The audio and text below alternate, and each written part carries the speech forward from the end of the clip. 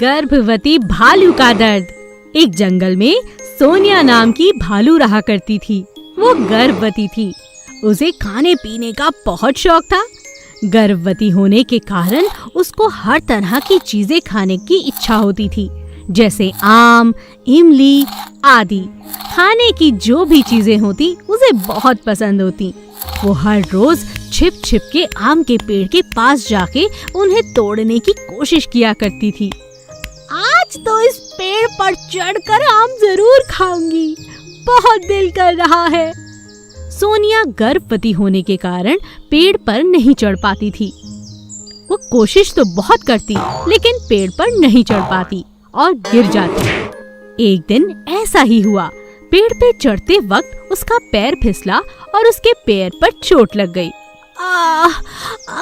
कोई मेरी मदद करो, दर्द हो रहा है। तभी सोनिया के पास बंदर वैद आ जाता है। क्या हुआ? इतनी परेशान लग रही हो, क्या हुआ? अरे तुम तो गर्भवती हो और ये तुम्हारे पैर में चोट कैसे लगी? मेरा मन करता है बहुत कुछ खाने का।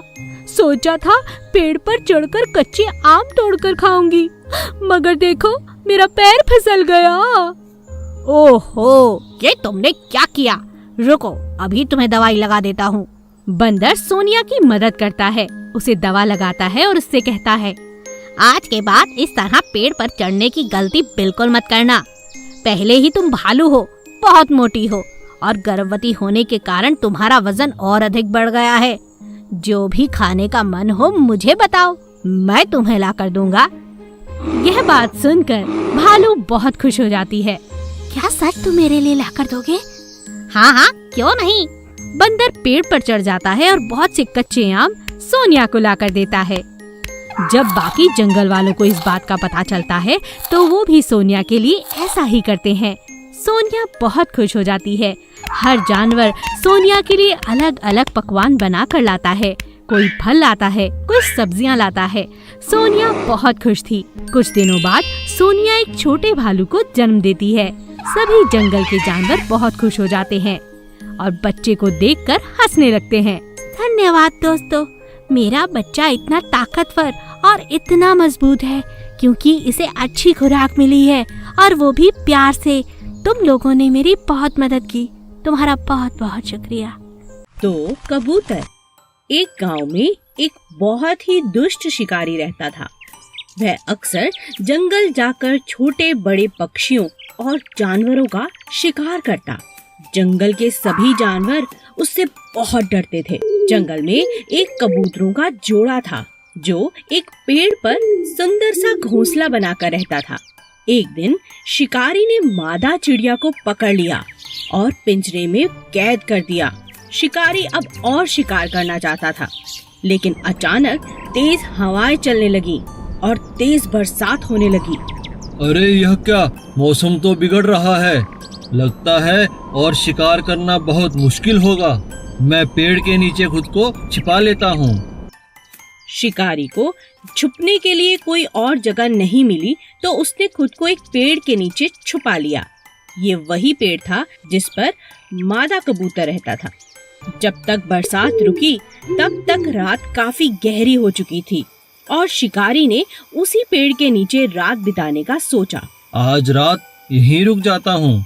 शिकारी भगवान से प्रार्थना करने लगा क्योंकि वह बरसात में भीग चुका था और उसके पास खाने के लिए कुछ भी नहीं था। शिकारी ठंड से कांप रहा था। हे भगवान, मेरी मदद करो, मुझे बहुत ठंड लग रही है और भूख भी लग रही है। दूसरी तरफ नर कबूतर बहुत डरा हुआ था क्योंकि मादा अभी तक वापस नहीं आई थी। मादा कबूतर उसे सुन पा रही थी कि वह बहुत डरा हुआ है, इसीलिए उसने नर कबूतर को बताया कि वह शिकारी के पिंजरे में फंसी है और वहीं पेड़ के नीचे बैठी है। वह अपने पति से कहती है, हमें शिकारी की जान बचानी चाहिए क्योंकि ये हमारे मेहमान हैं और मेहमान तो भगवान की तरह होते हैं। ऐसा कैसे हो सकता है? उसने तो तुम्हें मारने के लिए पकड़ा है। शिकारी की कोई गलती नहीं, ये तो मेरे पिछले जन्मों की सजा है। नर पक्षी बहुत ही भारी मन से शिकारी के पास पहुंचा। हमारे पेड़ के नीचे तुम्हारा स्वागत है शिकारी। मैं तुम्हारी क्या सहायता कर सकता हूँ, मुझे बताओ। कृपा करके कुछ करो, मुझे ठंड से बचाओ, मुझे बहुत भूख भी लग रही है। कबूतर शिकारी को कुछ सूखी लकड़ियां लाकर देता है ताकि वह उन्हें जलाए और ठंड से बच सके। मेरे पास खाने के लिए कुछ नहीं है, लेकिन तुम मेरे मेहमान हो, इसीलिए तुम मुझे खा जाओ। इतना कहकर कबूतर ने उसी आग में छलांग लगा दी। कबूतर मर गया और शिकारी ने उसे खाकर अपनी भूख भी मिटा ली। मगर उसे खाने के बाद शिकारी को बहुत पछतावा हुआ। मैं इतना स्वार्थी कैसे हो सकता हूँ? जिसने मेरी जान बचाई मैंने उसी को खा लिया। शिकारी अपने किए पर बहुत पछताने लगा। इस बात से दुखी होकर शिकारी ने मादा कबूतर को पिंजरे से रिहा कर दिया और आगे से कभी किसी पक्षी को ना पकड़ने की कसम ली। शेर और खरगोश की दोस्ती। एक समय की बात है, एक जंगल में बहादुर नाम का शेर रहा करता था। सभी जानवर उससे बहुत डरते थे क्योंकि उन्हें डर था कि शेर उन्हें खा जाएगा और उससे दूर रहना ही पसंद करते थे। इसीलिए कोई उससे बात तक नहीं करता था। वह हमेशा अकेला अपनी गुफा में ही रहता था। हाँ, कोई मुझसे बात नहीं करता, मैं क्या करूं? मैं कोई दोस्त नहीं बना पाया, मैं हमेशा अकेला रह जाऊंगा। शेर हमेशा उदास रहता था। एक दिन बहादुर नदी के पास पानी पीने जाता है। वहाँ उसे हिरन नजर आता है, लेकिन उसे देखकर हिरन वहाँ से भाग जाता है। यह बात बहादुर को बिल्कुल अच्छी नहीं लगती। कुछ देर बाद बहादुर एक खरगोश को अपनी ओर आते हुए देखता है। बचाओ बचाओ। अचानक सामने से एक शिकारी आता है और खरगोश के पीछे पीछे भागने लगता है और उसको पकड़ने की बहुत कोशिश करता है। बहादुर ये सब देख लेता है और खरगोश को पकड़कर अपने पीछे छिपा लेता है और जोर जोर से दहाड़ लगाने लगता है। दहाड़ सुनकर शिकारी वहाँ से डर के भाग जाता है, मगर खरगोश यह सोचता है कि अब शिकारी नहीं मगर शेर उसे जरूर खा जाएगा। तुम मुझे मार डालोगे, तुम मुझे खा जाओगे। ओ भगवान, मैं कहाँ जाऊँ? वो जोर जोर से रोने लगता है।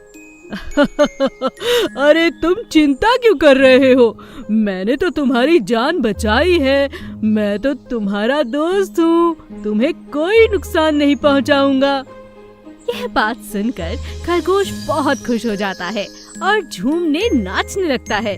तुम एक शेर होकर मुझे नहीं मारोगे, तुम मेरी जान बचा रहे हो। तुम बहुत अच्छे हो, मैं हमेशा तुमसे दोस्ती रखूंगा। लगता है तुम अच्छे शेर हो, बहुत अच्छे शेर। हाँ, तुमने ठीक कहा, मैं बहुत अच्छा शेर हूँ। वादा करो हमेशा मेरे दोस्त रहोगे। खरगोश को बहादुर पर भरोसा हो जाता है। धन्यवाद, तुम बहुत अच्छे हो, तुमने मेरी जान बचाई। हम दोनों हमेशा के लिए अब दोस्त हैं। दोनों की दोस्ती देखकर और बहादुर का अच्छा व्यवहार देखकर जंगल के बाकी जानवर भी उसे अपना दोस्त बना लेते हैं और हमेशा के लिए शेर की उदासी दूर हो जाती है, क्योंकि अब उसे अच्छे दोस्त जो मिल गए थे। एक जंगल में एक चिड़िया रहती थी, अपने अंडों के साथ रहा करती थी। बहुत खुश थी और कुछ ही दिन में वो माँ भी बनने वाली थी। मेरे बच्चों, तुम इन अंडों से जल्दी बाहर इस दुनिया में आ जाओ। एक दिन खाने की तलाश के लिए चिड़िया ने बंदर भाई को अंडों का ख्याल रखने के लिए कहा। बंदर भाई, आप मेरे अंडों का ख्याल रखना। हो चिड़िया, मैं तेरे अंडों का ख्याल रखूंगा। जा जा, खाना ले आ। चिड़िया खाने की खोज में चली जाती है। बंदर दूसरी ओर अंडों का अच्छे से ख्याल रखता है और अपनी नजर चौकन्नी रखता है। दूर पेड़ पर एक कोयल बंदर पर नजर रखती है। हाँ, आज इतने दिनों बाद मौका मिला है इस चिड़िया के अंडों को चोरी करने का। इस बंदर को भगाना पड़ेगा। कोयल बंदर के पास आती है और उसे छीनकर पेड़ से नीचे गिरा देती है। कोयल सभी अंडों को चुरा लेती है और वहाँ से चली जाती है। अरे पकड़ो पकड़ो इसे, अरे चिड़िया के अंडे चुरा लिए इसने। पास में उड़ता हुआ एक तोता बंदर की बात सुन लेता है और कोयल को अंडे चुराते हुए देख लेता है। तोता अपनी बिल्ली दोस्त की मदद लेता है। अरे बिल्ली, चलो जल्दी करो, बचाओ उन चिड़िया के अंडों को बचाओ। ये कोयल उन्हें चुरा कर ले जा रही है। बिल्ली बहुत समझदार थी। वो तुरंत जाकर बहुत सारे पत्ते तोड़ लेती है और उन्हें इकट्ठा कर लेती है। बंदर भी आकर बिल्ली की मदद करने लगता है। तोता उड़कर कोयल से कहता है, कोयल जी, आप इन अंडों को चुरा क्यों रही हैं? ऐसा करना बुरी बात है ना? कोयल तोते की बात सुनती नहीं और लगातार उड़ती रहती है। अचानक तोता उसे धक्का देता है। सारे अंडे पत्तों के गड्ढे में गिर जाते हैं। बंदर जल्दी सभी अंडों को देखता है और खुश हो जाता है। कोयल गुस्से में दूर उड़ जाती है। बहुत बहुत शुक्रिया बिल्ली, तुमने मेरी इज्जत रख ली। चिड़िया आती ही होगी, अगर उसके अंडों को कुछ हो जाता तो हमारी दोस्ती टूट जाती। और अंडों को फिर से घोंसले में रख देते हैं। तभी चिड़िया वहां पहुंच जाती है और कुछ देर में अंडों से छोटी छोटी चिड़िया के बच्चे बाहर आ जाते हैं और चिड़िया अपने दोस्तों का धन्यवाद करती है। आप सबका बहुत बहुत धन्यवाद। आपने आज मेरे अंडों की सुरक्षा की है। आप जैसे दोस्त सबको मिले।